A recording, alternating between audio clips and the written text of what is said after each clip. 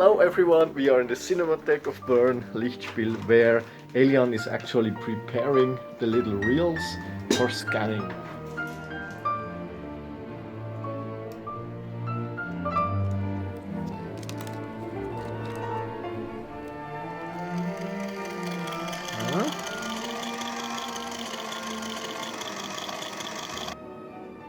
And it's Kodachrome, but it's developed as black and white.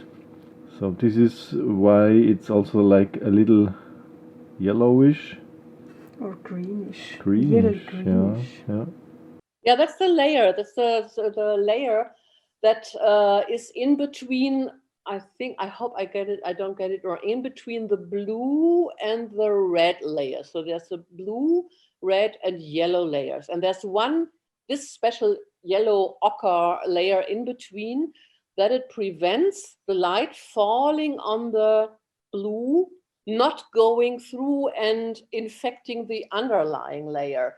Don't get me right with, I mean, I'm not totally sure about the colors. I have to look it up too. Yeah, and it doesn't flush off while developing it black and white. Sometimes it does. Sometimes you have a real black and white film in the end. So that means that it's just decayed after the decades, the yellow thing. But the fresher your Kodachrome is, and yours was quite fresh, the more bright yellow this thing is.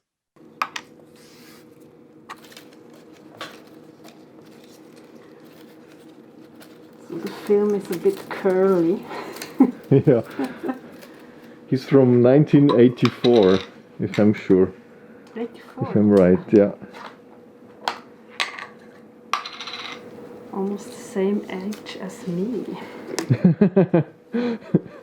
Are you curly too?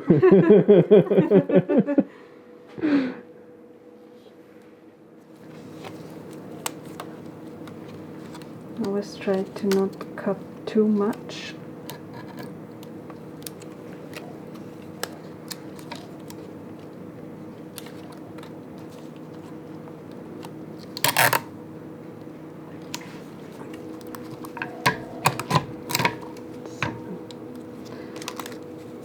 This one I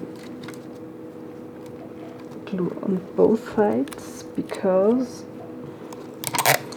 it's better with the film scotch so it won't bleed out.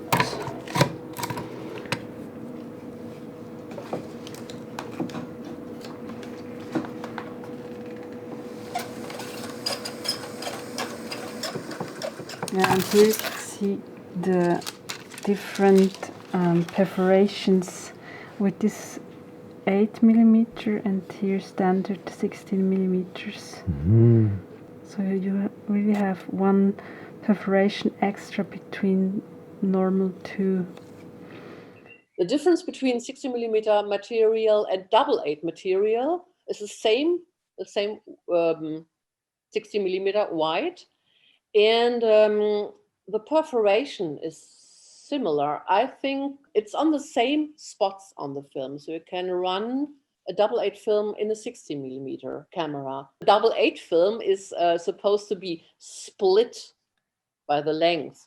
It is 60mm wide, but you want to have an 8mm film in the end. So you film halfway up and then you turn around the rolls and then you film the other half down.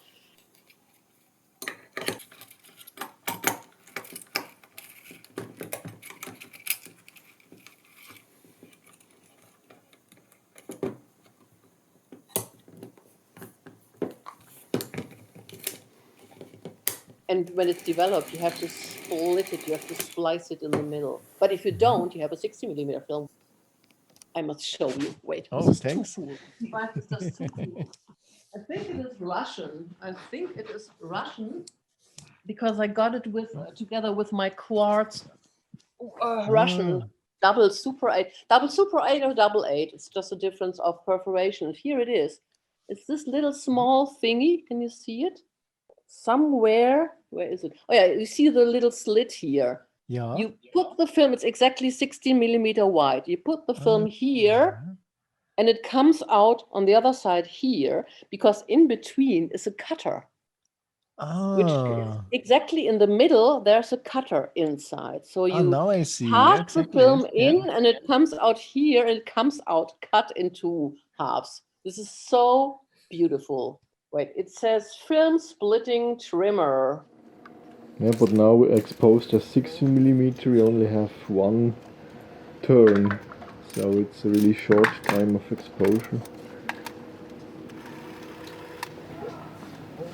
And with how many frames per second? I guess it's 16, Okay. because this old camera only had one speed. Okay. So sometimes it's 16, maybe sometimes more slow, when the spring was not really strong. So let's see if it works. Yeah, I hope it will work with our nice machine. So the reel is prepared. Now we can load the film.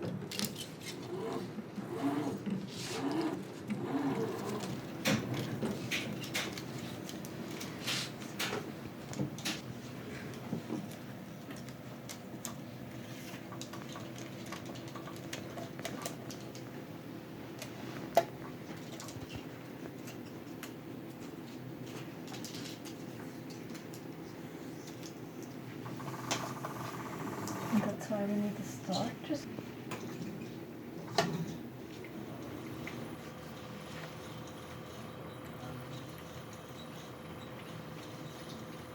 And it's very stable. So I guess this perforation is the real logical one for 16, and these are the additional ones which the machine is not used for 16mm. But for me it's okay when you just scan the whole frame without black, so it's also interesting to see then the perforations and the marks. These little marks from the camera. Exactly, yeah. Oh yes. Can we take a little bit more from this border? We can try.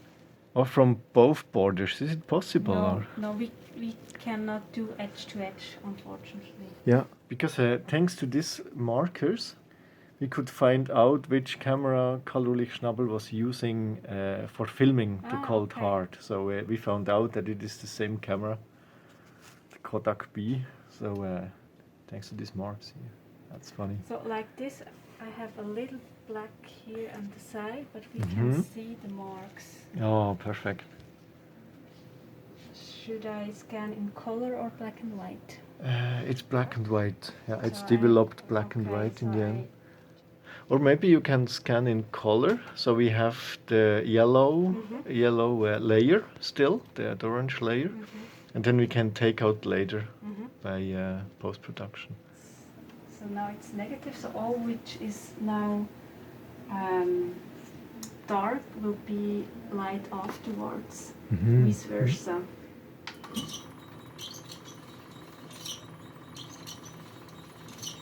This will be dark here.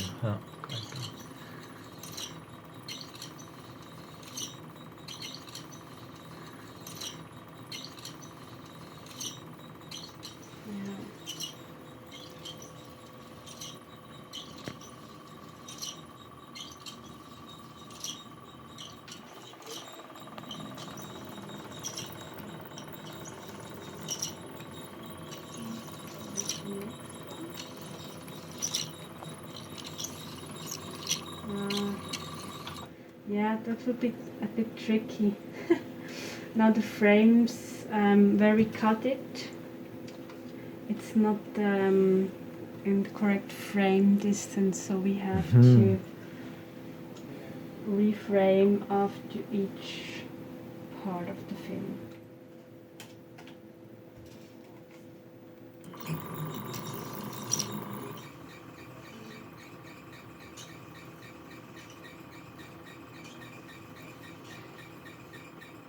What did I film here? Is it my reel?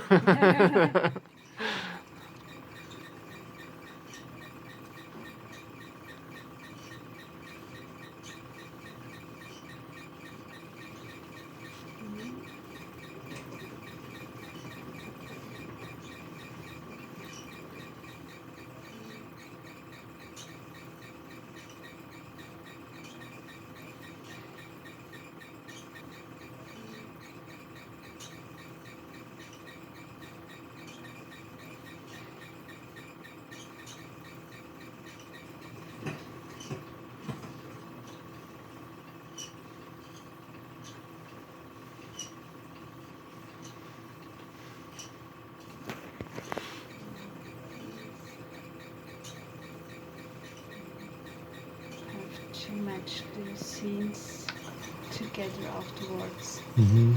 And it's also turned. Mm-hmm. They are all on the wrong side.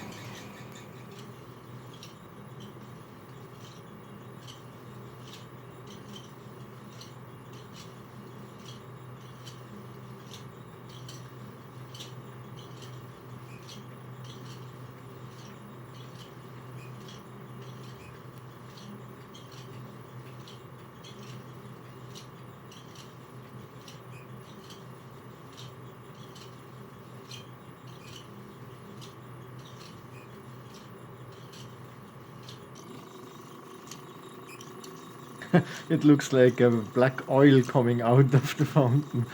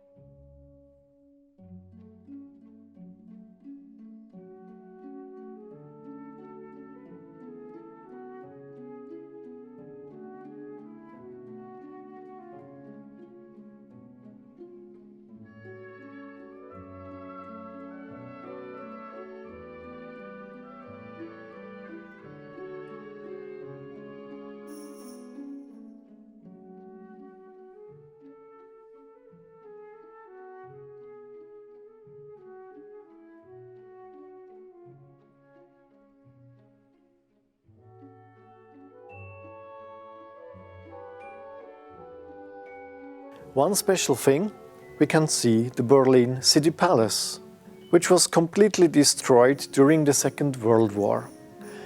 Karl Ulrich Schnabel must also have seen this building. It was finished reconstructing in the year 2020, and if we wouldn't see these new cars and this traffic, we could tell that these recordings are really from before the Second World War.